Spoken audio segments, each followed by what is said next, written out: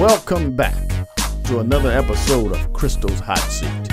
And here's your host. All right, welcome to the Hot Seat. I'm Devin Patton, your guest host, joined today with Shreveport's very own stuntman extraordinaire, Tim Smith. Welcome, Tim, to our studios here. Hey, good morning. I'm happy to be here. Yeah. Sorry I was late, but I'm happy to be here. No, it's all good. Man, I know you from, gosh, it's been a couple of years now I've known you doing stunts. I think every movie I turn on, you've been in. And with no exception, we got the Black Panther movie out. And you're in that. Congratulations, getting in, being in that movie. Talk to me about that experience and what you did in that movie. Well, we did it last year, mainly in Atlanta, Georgia. Mm-hmm. And I was one of the Jabari Warriors. For those that have seen the movie, we were the guys that were with M'Baku. Mm-hmm. And we come from the mountains, and we had a big fight with the border tribe. And I don't want to say too much. I don't want to give away too much, but it's... Spoiler alert. A little bit, but he didn't give away too much. But yeah, we filmed it from... they started like in March of last year, and they went into the summer. And then they did some additional photography in October. That's where I came in. Mm-hmm. So I was in on the later part. Now, how many movies have you done up to this point where you were either a stuntman or an actual actor that people saw? You've been in quite a few. It's somewhere between 70 and 80 now. I hadn't gotten the exact count, but it's somewhere around there. And some of the buzz going on right now with Black Panther is, man, a lot of people are going to see this movie. I heard 200 million first couple of days. Yeah. Tell me what you've heard as well. I think first 4 days brought in like 217 million. Mm-hmm. And it's just surprised us all. Yeah. We were predicting maybe like 140, 150, which that still would have been phenomenal, but 217, yeah, that's... by far. Yeah. Went a lot further than we thought, and it's still raking in money like crazy. Mm-hmm. Like domestically, overseas, it's just killing it. So we're happy. And the funny thing is, I was a little surprised too, because every time you have a movie or something great comes out, you have a little bit of controversy, and we saw that on Facebook that pop up, and I was just like dumbfounded. Tell me what you read, and I guess it didn't play a role in people not coming to see the movie because people are coming. Yeah, there were some people trying to form boycotts against the movie because some people out there thought it was a movie about the Black Panthers, which wouldn't have been a bad movie anyway. Right. But those boycotts, they failed because look at the numbers. People are still going out to see it. Still coming out. And obviously, the Black Panther that people were referring to as the civil rights group that was around in the 50s and 60s that were trying to create civil, actually, if they read their history, they'll know that those Black Panthers at that time was a very much needed group during the time of the civil rights movement. But getting back to the movie, so you had that controversy that happened. People are still going to the movies. I think after people watch this movie, they may be left wondering, okay, is there going to be a sequel? Is there going to be a television series coming out? What do you think is going to come out of this? I'm 99.9% sure they're going to at least do one more, maybe even two. Because if you've seen it the way it ended, it's set up for a sequel. Yeah. And with all the money it made, it's inevitable. They're going to do a sequel. Because you see all the other Marvel movies, they've all gotten at least one sequel. Right. And most of them didn't do as well as this one's doing. So that's right. Yeah, they have to do a sequel. I mean, come on. And to give you guys a little hint here, if you go watch the movie, stay during the credits. Watch the credits. You'll get a little bit more information, and you'll probably get an understanding that there definitely will be a Black Panther Part 2. And that's with all the Marvel movies. You gotta stay and watch the credits. Yeah, you gotta stay and watch the credits. Something. Yeah. I always see people leaving right after the movie's over. I'm like, y'all gonna miss something. Yeah, then there's another scene sometimes. As in with this movie, there's an actual scene after the credits roll, and then you'll have a break, and then there's another scene that you don't want to miss. And then the credits roll again, and then there's another little tidbit at the very, very end that you'll want to stick around and watch. So when the movie seems like it's over, don't leave. Don't get up. Keep eating the rest of your candy and popcorn. You'll see some more interesting things develop. Let's get back to some history about you, Tim. You've been in just about every single movie that came here to Shreveport during I guess what do they call it? Some Hollywood South. The good old days. Yeah, the good old days of Hollywood South. That came especially when Kevin Costner and crew, everybody was coming to Shreveport to shoot their movies. Give me a rundown of the movies that you've been in that came here. Back in those days, that's when I was first getting started. So I got my start right here in Shreveport because I was born here. I was raised in Benton. So I'm a 100% local. And like it was busy back then. I got my start. Came into the business strictly focused on acting, which I still love that. It's still my first love. Right. I got introduced to stunts a few years in, and that just really took off. What was your first? You got to remember your first movie that you were in, or television show that you were in. Which one was that? And give me a little history or a little story from that. Well, first time I ever walked onto a film set, I started out as a background extra, and it was on this TV series called Thief. I only did one season. It was with Andre Brower. Okay. And that's where it all began, because eventually I became his stand-in and pretty much worked the whole series and started to make some connections here and there, and that's where it all started to grow. What was that like, that first experience? You're on the set, you see everybody running around doing their thing. What was that like? Surreal. Yeah. I didn't believe I was there. Yeah, so it took a while to set in, but after a while I got used to it, and I was like, hey, I'm going to be in this business the rest of my life. So from there you went on to The Thief. That was an actual a TV show. Came on FX. Yeah, that's right. I actually remember that. And then you started getting into movies. What was the first movie? Now TV, that's cool, but movies. I mean, your first movie. Which one was that? And I know that had to be some kind of experience getting on the movie set. Like first movie as like when I was starting out as extra, or first movie as an actor or a stunt performer? An extra, yeah. It was a movie. First pop there. It was called Roadhouse 2. Yeah.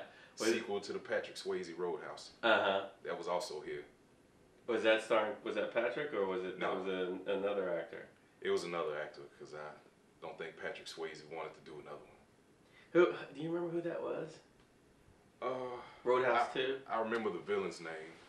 His name was Jake Busey, Gary Busey's son. Okay, I know who that is. The lead actor. I'm sorry, I can't remember his name. I was thinking, was it Nicolas Cage? No. It wasn't like a big name actor.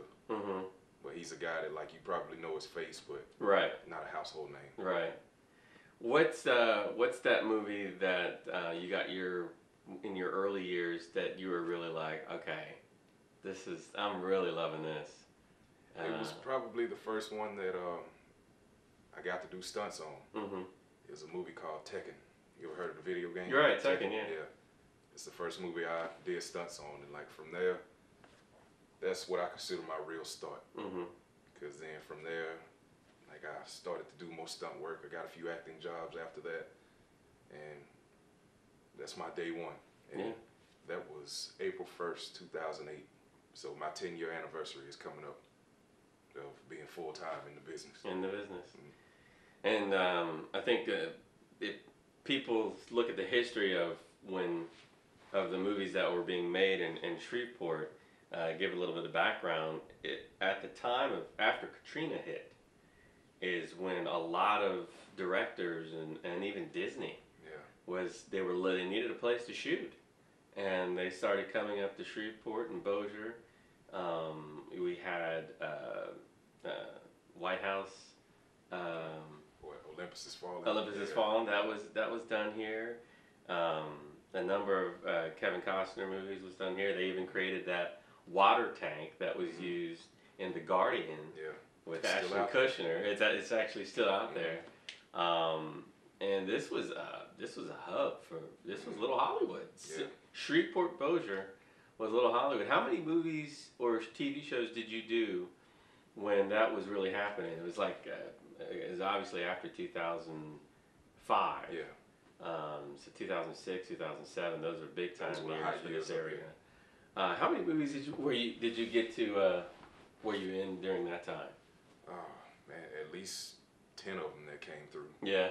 And I mean, they would be shooting year round. Right. January to December, and sometimes it'd be multiple movies shooting at the same time. At the same time, yeah. Yeah, like you got a crew over here, go a few blocks, and there's another crew shooting. I mean, it was crazy. People had moved here from all over the place, bought houses and all. Right. People set up shop here. But then we knew once New Orleans started to recover, right, it would kind of start to trickle back down there, which it did.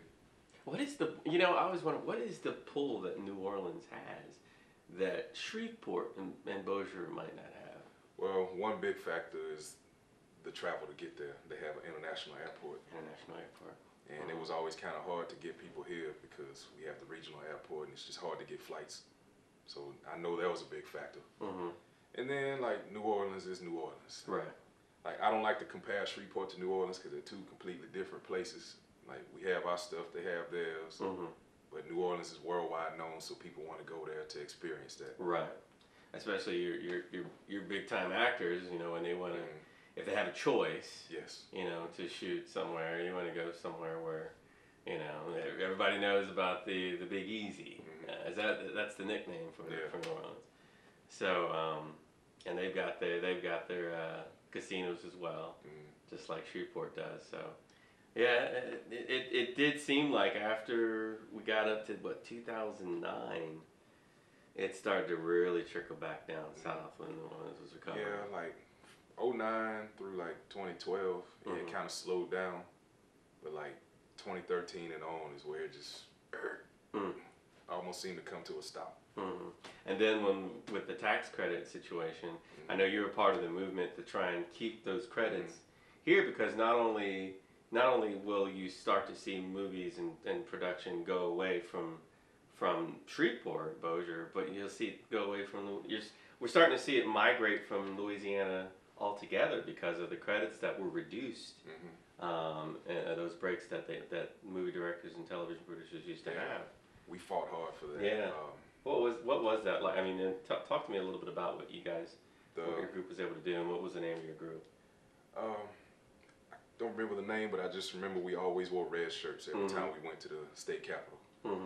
And the bill that was on the table that would have killed us, like Jindal didn't veto it on his way out, so that really hurt us. Right. From that moment on, like everything packed up. Pretty much went to Atlanta, Georgia, which Atlanta is the hottest spot on earth right now for films. So yeah. Marvel has they've set up shop there. That's where they're shooting. All right, thanks, Tim. It's been a pleasure. We're gonna take a little break and we'll be right back. What happens now determines what happens to the rest of the world.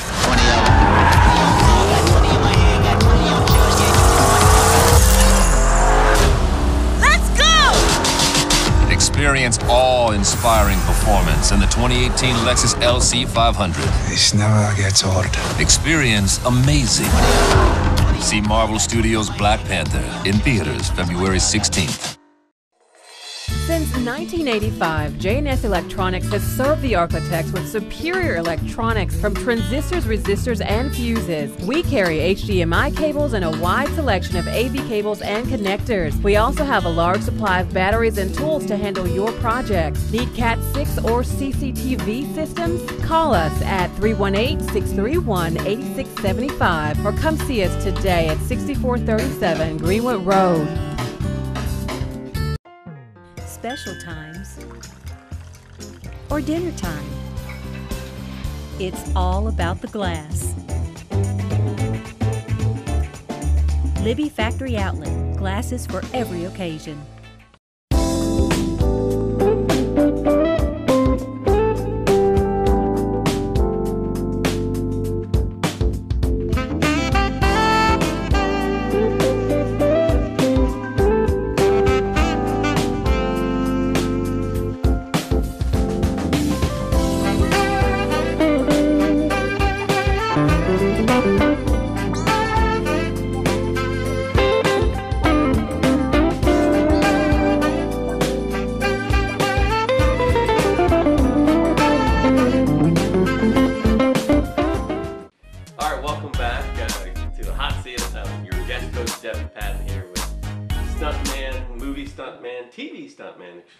Tim Smith, right from Shreveport, Louisiana.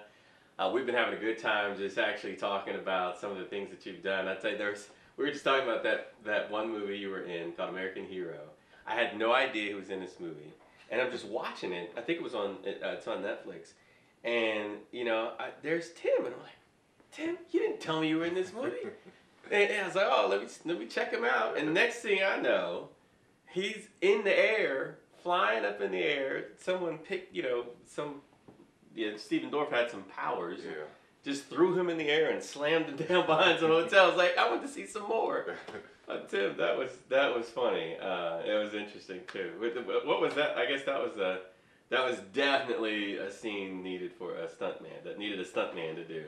Yeah. What was that like? Funny the way I got that job because stunt coordinator, they show the director pictures of people they're considering to put in different spots throughout the movie. Mm-hmm. And the director saw my picture, was like, I want him to read for this part. So I actually got an acting role out of the movie, but also I could do the stunts. So I saved the money. And saved the money and made some money too. Yeah. Now getting back to, what's hot right now, big time in the theaters, Black Panther. Of course, we talked about that earlier. But, when you watch the movie, it does hit on a little bit of a crisis that's going on in Africa with some of the issues that continent is dealing with. Some parts of the continent that they're dealing with when it comes to trafficking and some of the deeper kind of issues that are going on. It touches on that a little bit, doesn't it?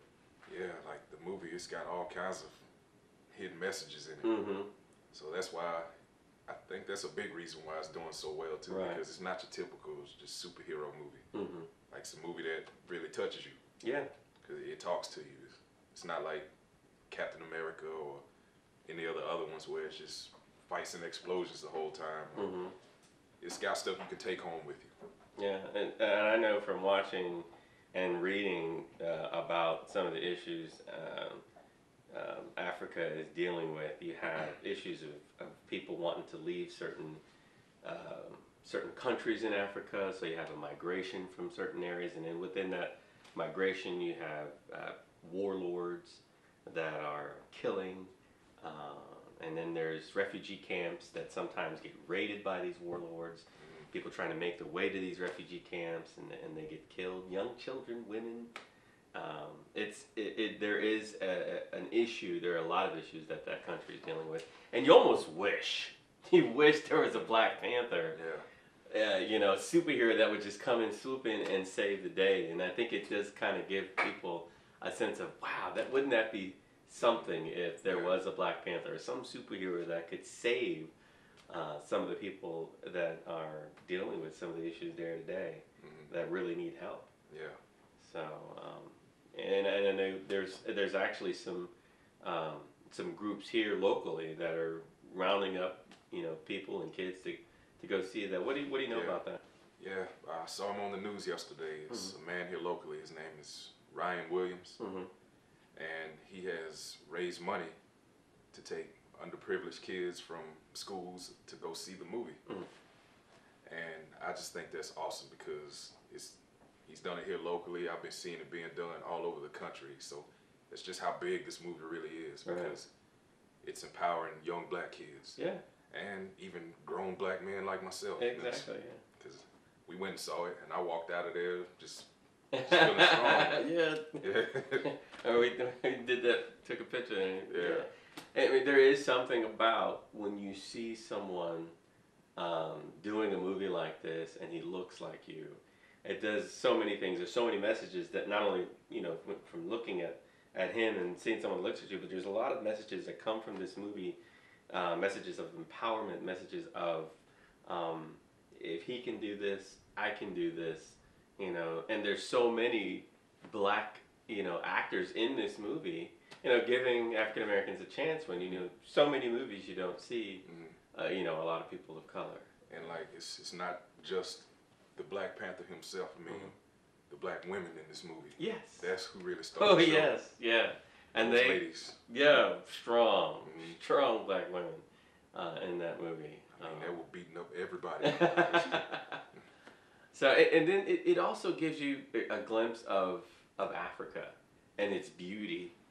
It touches on its beauty as well as, you know, obviously we talked a little bit about the underworld in terms of some of the crisis that it's dealing with, but you also see the beauty of that country, and shining a light on that. And I know a lot of people have made the trip to Africa, and I guess this would also kind of generate interest in that as well, not only in going to the country, but also helping and donating to causes that will end some of the suffering that is going on. I totally agree, because Wakanda, yes, it's a fictional nation made for the movie, but everything about it was inspired by real things in Africa. Exactly. From the production design of the movie to the wardrobe, it was all inspired by the real Africa. Right. So when people see this, it's going to spark their interest into the real Africa to want to go there and see it for themselves. Like, I've always wanted to go, but I want to go even more now. You know, we were talking a little bit about some of the movies that you've been in the past. You've also done quite a few television productions in the past. One notable role that I remember seeing you in was in NCIS, New Orleans. Well, tell me about that. That must have been quite an experience. I mean, you had a speaking part, you were doing stunt work. What was that like? Oh, it happened really fast, but I loved it. I got to fight the whole cast of the show pretty much, and I actually got to win. Because usually being a stuntman, we're the ones getting beat up. Yeah. But I got to win that fight against, and it was 3-on-1. And you got away. Yes. For a while. From them, but I got by somebody else, you know. Yeah, you did get got. And like when my mom saw it, she said the hardest part for her was seeing me on the morgue table. Right. Like, just pretend, Mama. I'm still here. I'm still beating you. It's just TV. It's just a show. You know, when it comes to, you know, people here who see you, I mean, I remember when I first met you, I mean, I looked up to you. I was just like, wow, this guy's, he lives in Shreveport. You haven't moved away. You're still here, and you're doing it. And I think your story is inspirational to people who live here who think that I can't do anything. And, well, you know, there was a lot of people of color working on this movie, from the director to some of the production set designers. Talk to me about that. What was that like? The director, black production designer, black wardrobe designer, a lot of black stuntmen. Like I was just saying, it felt like the family cookout on set every day. And we knew we were making something special. Yeah. Like, we knew this would be a movie that would get talked about for years. Like I say, it was like the biggest impact on black culture since like Coming to America or something. It made you, I mean, when you watch it and you see, I mean, and it's good, you know. We've all seen those movies where you're like, okay, you know, the production level is you know, so, you know, with an African American movie. But with this one, you can just raise your head high and just be like, yeah, that's good stuff. The director, Ryan Coogler, he's young. He's 31 years old. So he's going to be doing this for a long time. So his first movie, Fruitvale Station, which that's my favorite that he's done so far. Then he did Creed. Now he's got this. So he likes the nemesis actor in that Michael movie, B. Jordan, because he's worked with him. Yeah. He brings him on all this stuff. Exactly. So I mean, this guy hits a home run every time he directs something. So he's one of the most sought after directors right now. understandably so. Yeah.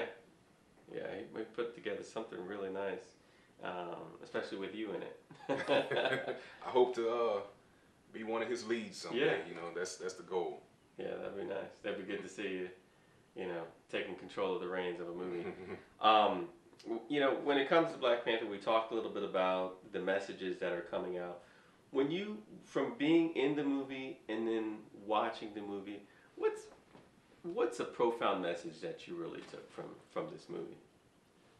I like the message that it gave to do what's right. Like, I came out of there, I just felt empowered. Like, everything I do now, Right. I'm putting forth more effort now. Yeah. Because eventually, like I say, I want to continue to be in things like this that give people that type of feeling. Yeah. That's a good feeling. That's the best part about movies. They inspire you. They make you feel a certain type of way. Mm-hmm. Very true. It's just nice to be a part of something like this. Very true.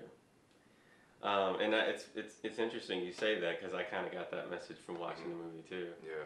Of course, you had more dealings with it behind the scenes and being involved in it, but I think that message comes through loud and clear when you watch it. Just doing the right thing, always doing the right thing, even if it seems like doing the right thing might create some consequences, you know, bad consequences for you.